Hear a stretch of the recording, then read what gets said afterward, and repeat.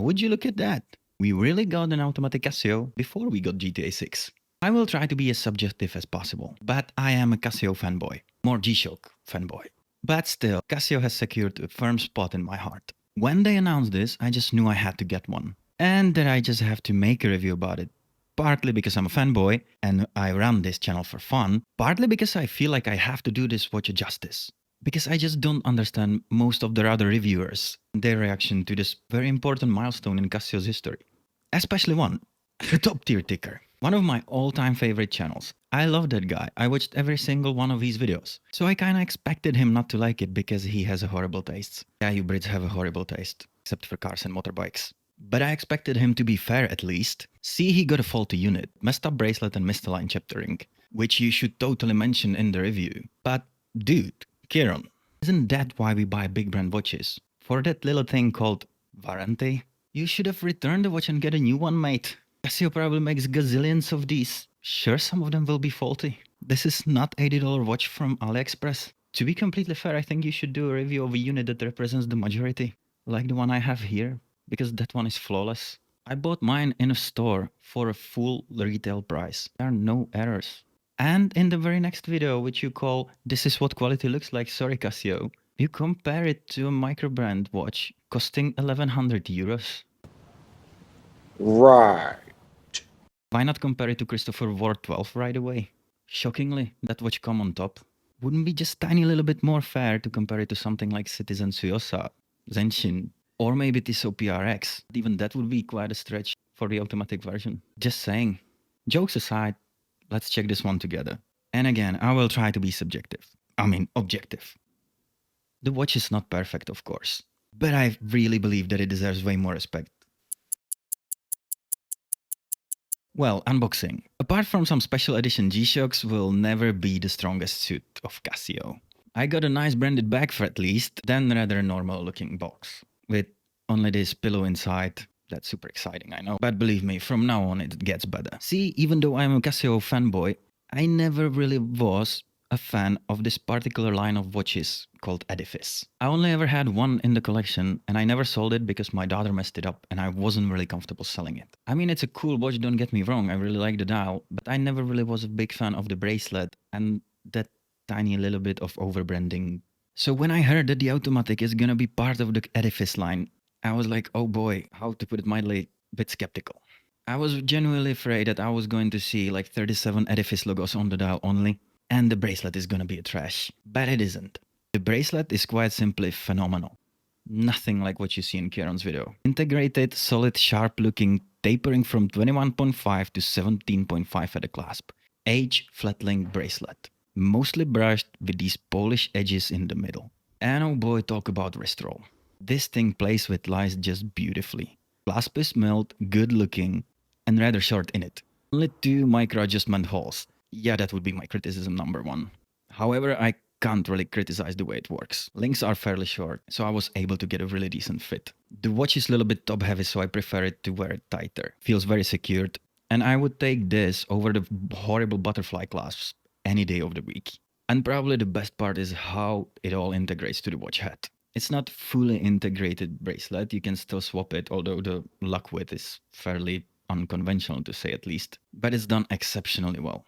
It looks and feels like one solid piece. Casio went overall for very sharp angular design with very prominent brushed surfaces with even more prominent polish chamfered edges. Polished bezel, brushed upper parts of the lugs. Look how the shape seamlessly continues to the bracelet.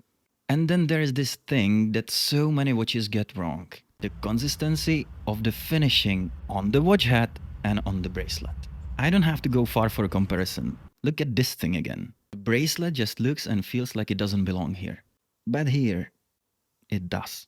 This truly feels like one consistent piece, and I appreciate that design is subjective, but this thing hits a lot of spots for me.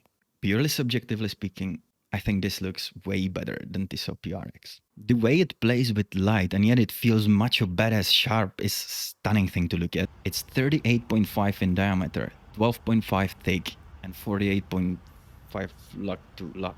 The watch is 100 meter water resistance with push-pull crown that is unsigned, which is One of the areas where I wouldn't mind Casio keeping the overbranding. My Seiko Alpinist doesn't have a signed crown either, and I survived wearing it for a couple of years, so crown has a good grip and size, and thanks to the movement inside, the operation will feel very, very familiar to like 99.9% of you. No, to 100% of you. Seiko NH35, which you can see through a display case back, screw down case back. Of course, it had to be display case back. There is still a lot of people that have absolutely no clue that mechanical watches even exist. For an industry giant like Casio making their very first mechanical watch, they might get few people's interest, you know? And they actually did.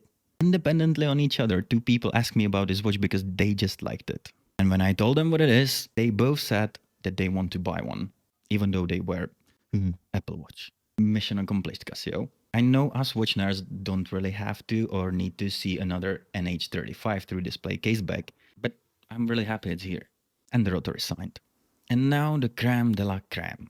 And the part that Casio, in my opinion, nailed the most. The dial. The textured, in my case blue, dark and super dynamic dial. I'm in love. Maybe because mine doesn't have the QC issues, or maybe because it's quite simply stunning. Minitrack is printed on the chapter ink, perfectly aligned chapter ink. Wink wink. And I think it's a perfect balance between being steep and being legible. The indices reside on this raised outer ink with stripe texture. Very similar to one you would find on the older Hamilton khaki. It's a lot less pronounced here. It sometimes completely vanishes, only to appear when the light hits it right. And when it does, it's just gorgeous. Here's the thing, textured dials can look very cheap when done wrong, even on expensive watches. And I think in this dark blue in particular, hell no, this looks like $1,000,000. Indices are buttons with double button at 12. They almost seem to hover over this main part of the dial, giving it that little tiny bit more depth. They are beautiful, slim, elegant, brushed on tops, high polish on sides with chamfered edges. All subtle touches, but done so well, even under macro lens. I think the more you wear this watch, the more you appreciate these subtle touches all around. Date window at 6 with no frame and no color matching. I know. But points for being at 6 and being perfectly legible. Now would you look at that? We only have one edifice branding on the entire dial. No logo, just that edifice line of text together with Casio, and then simple automatic down at 6. No more, no less. Printed, white, crisp. That was my biggest fear. That I will see the logo underneath the logo, the name of the line, the name of the company, what it's made of, what it's inside, and body fat percentage of the person that put it together. But no, it's like Casio told themselves, hey, we can't mess this up. And they didn't. Thank you, Casio. And I haven't even talked about my favorite part, the handset. Skeletonized and perfectly sized. That plays with the light more than other parts combined.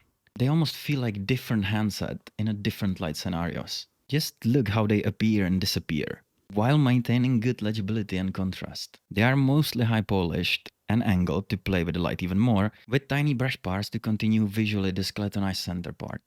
Minute hand goes all the way to the minute track as it should, and our hand just about to the indices. Second hand is very simple, polished, sharp elegance, and I think it's phenomenal choice. It is all spectacular show, especially in a golden hour when you still have enough light and you occasionally hit shadows. The blue goes from almost black to Dragon Ball bunkers in split of a second. Not to be overly positive, there is some lume. Some very, very bad lume. Some very, very little bad lume. Crystal is flat sapphire with no AR. And no, it's not the clearest one I have seen, but it's not as bad as Ben's video on his channel. I mean, in his video, that crystal looked like it's made of milk. Just look at this next watch that got praised all over the YouTube, me included. Do you see very marginal difference here? Because I don't. Yes, few layers of AR would certainly help, but I don't really see a disaster like the other guys do. Or would have you believe. No, the watch isn't perfect. It doesn't wear as flat as I would like, and I would like to change the clasp. When you start talking about value for money on paper, it gets absolutely smashed by something like this Addies dive. Rocking the same movement, 200 meter of water resistance for like 1/3 of the price. But in watch world, there is this thing kind of carries more value than anything else, and that is a name, the history. This is cool watch, but I will never love it as much as I do this one. So then, when you start comparing it to other big brand watches for around that price, things start to look pretty good for our little Casio here. Then there is the movement. I think a lot of people got disappointment when they found out about the NH35 inside, and not something new and in-house by Casio. Casio certainly has a capacity to develop something and to pull it off. However, I think there is one thing Casio didn't want to risk with their first toe tipping into the mechanical watch world, and that is the reputation of reliability. It practically doesn't matter which Casio and for what price you pick up, you can rely on it. And say what you want about the NH35, but it's one reliable movement. And I am a fan. This watch is a keeper for me. And yes, I am totally biased, but I really think it deserves a bit more praise, guys. And open mind.